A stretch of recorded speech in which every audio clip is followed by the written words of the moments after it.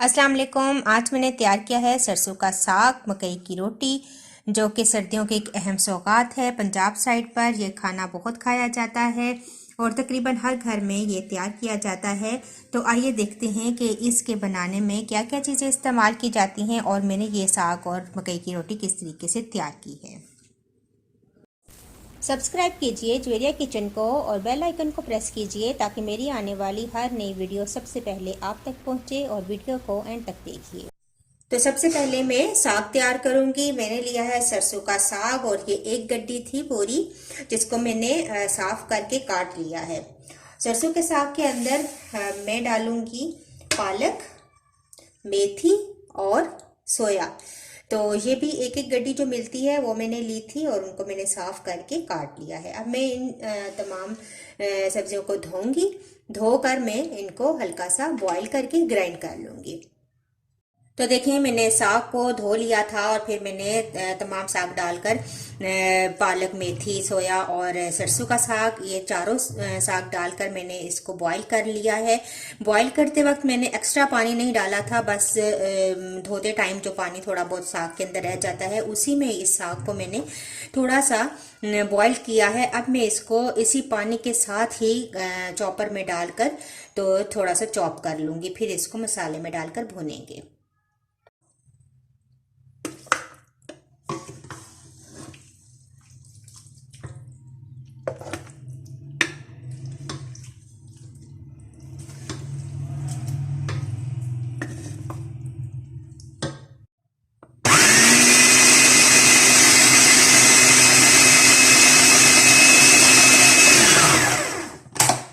तो बस ज़्यादा नहीं हमने पीसना। भाई ये देखिए, मैंने थोड़ी सी देर चलाया है। अब मैं इसमें इसको निकाल लूंगी।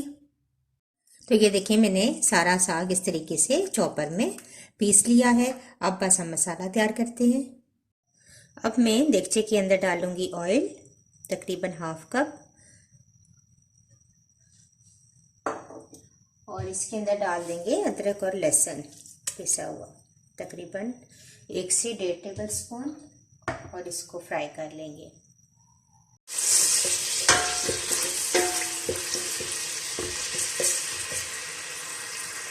मसालों में मेरे पास है 1 टीस्पून कुटी हुई लाल मिर्च है, 1 टीस्पून पिसी हुई लाल मिर्च है।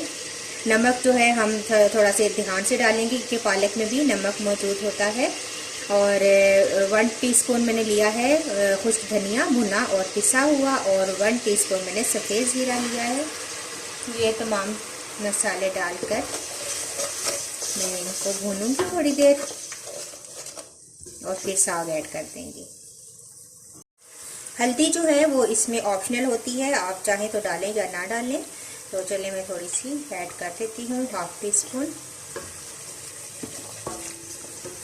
थोड़ी देर मसालों को भूनेंगे। चलिए, मसाले भून चुके हैं। अब मैं शामिल करूँगी इसके अंदर तकरीबन 2 टेबलस्पून मक्खन, और शामिल कर दूँगी साग तमाम जो मैंने पीस कर रखा हुआ था। और अब इसकी मैं अच्छी सी भुनाई करूँगी। साग की जितनी अच्छी हम भुनाई करेंगे इतना ही अच्छा इसका जायका उभर कर आता है। तो मैं इसकी अच्छी सी भुनाई कर लूँगी। तो ये देखें, काफ़ी देर से मैं भून रही हूँ। पानी तो सारा इसका खुश्क हो चुका है, लेकिन अभी भी थोड़ी सी कसर बाकी है। तो मैं मज़ीद जो है इसको भूनूंगी ताकि ऑयल जो है वो हमें दिखाई देना शुरू हो जाए, क्योंकि जितना अच्छा भूनेंगे इतना ही अच्छा इसका जायका बनेगा। तो देखिए, मेरे पास है अनारदाना। इसको मैंने हवन दस्ते में पीस लिया है। थोड़ा सा पानी मैंने शामिल किया था, तकरीबन 1 टीस्पून, और उसके साथ मैंने बहुत अच्छा से इसको पीस लिया है। सिलबट्टे पे भी आप इसको पीस सकते हैं या फिर ग्राइंडर में आप इसको पीस लें। ये अनारदाना मैं इसके अंदर शामिल करूँगी, और इसके बजाय आप शामिल कर सकते हैं यहाँ पर इमली का पल्प। तो खटास की वजह के लिए आप इन दोनों चीज़ों में से कोई भी चीज़ शामिल कर लें। तो जब तक साग तैयार होता है तब तक हम मकई का आटा गूंद लेते हैं। तो 2 कप मैंने मकई का आटा लिया है और हाफ कप मैंने लिया है गंदम का आटा। इसको मिक्स करेंगे और 1 टीस्पून इसके अंदर शामिल करेंगे नमक, और इसको मैं पानी के साथ गूंदना शुरू करती हूँ। तो थोड़ा थोड़ा हम पानी ऐड करेंगे। जैसे रेगुलर आटा हम गूंथते हैं इसी तरीके से ये आटा भी हम गूंथ लेंगे। बहुत ज़्यादा पतला भी नहीं करना और बहुत सख्त भी नहीं।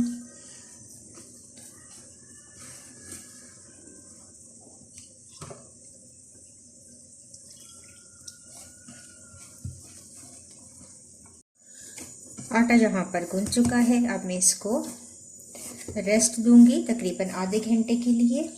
तो अब हम इसको रख देंगे कवर करके, आधे घंटे के लिए रेस्ट देंगे इसको। तो देखें साग अब बिल्कुल रेडी है। बहुत अच्छी सी मैंने इसकी भुनाई कर ली है। ऑयल भी अब नज़र आना शुरू हो चुका है। तो अब मैं फ्लेम बंद कर दूंगी और मकई की रोटी तैयार कर लेते हैं।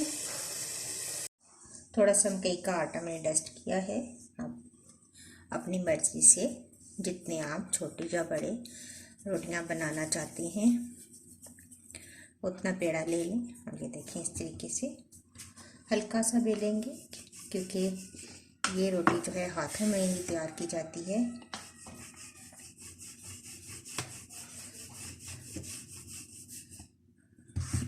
और बाकी अब हम इसको हाथों में ही शेप देंगे इस रोटी की। छोटी या बड़ी जितनी भी आपको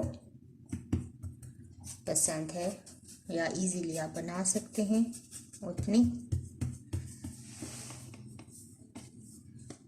तो ये देखें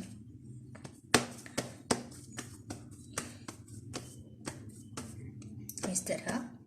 अब मैं इसको तवे पे लेकर जाती हूँ और डाल देते हैं।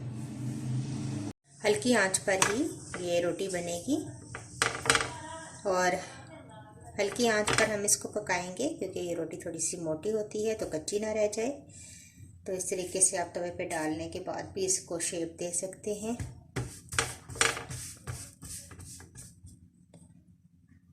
एक साइड से जब ये हो जाएगी तो फिर साइड चेंज करते हैं और आखिर में मक्खन लगा देंगे इसके ऊपर। देखिए हल्की आंच पर इसको पकाएंगे। एक साइड से ये थोड़ी सी हो गई है, पकी है, तो थोड़ा सा आप इसके ऊपर मक्खन लगा लेंगे।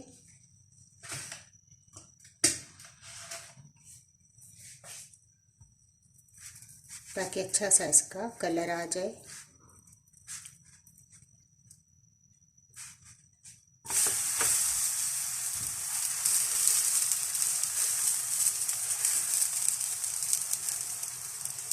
और अब इसको हम पका लेंगे।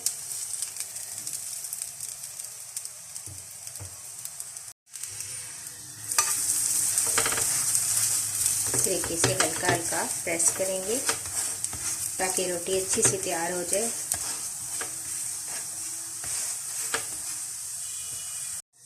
तो ये देखें बहुत अच्छा कलर रोटी का आ चुका है और दूसरी साइड भी तैयार है। ये देख लें। अब मैं इसको उतारूंगी, दूसरी रोटी डाल देते हैं और इसको भी इस तरीके से हाथों से आप थोड़ा सा फैला लें इस तरीके से।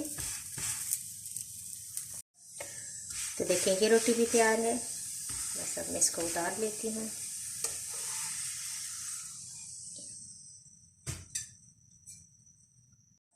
तो लीजिए हमारा देसी खाना बिल्कुल रेडी है। मकई की रोटी और सरसों का साग मक्खन के साथ मैंने इसको डिश आउट किया है। बहुत ज़बरदस्त ये एक रेसिपी है। मौसम सरमा की अहम सौगात है और तकरीबन हर घर में सर्दियों में ये साग तैयार किया जाता है। अगर आपको मेरी वीडियो अच्छी लगी और मेरा तरीका अच्छा लगा तो इसको ज़रूर लाइक कीजिएगा। नेक्स्ट वीडियो के साथ दोबारा हाजिर होंगी। अल्लाह हाफिज़।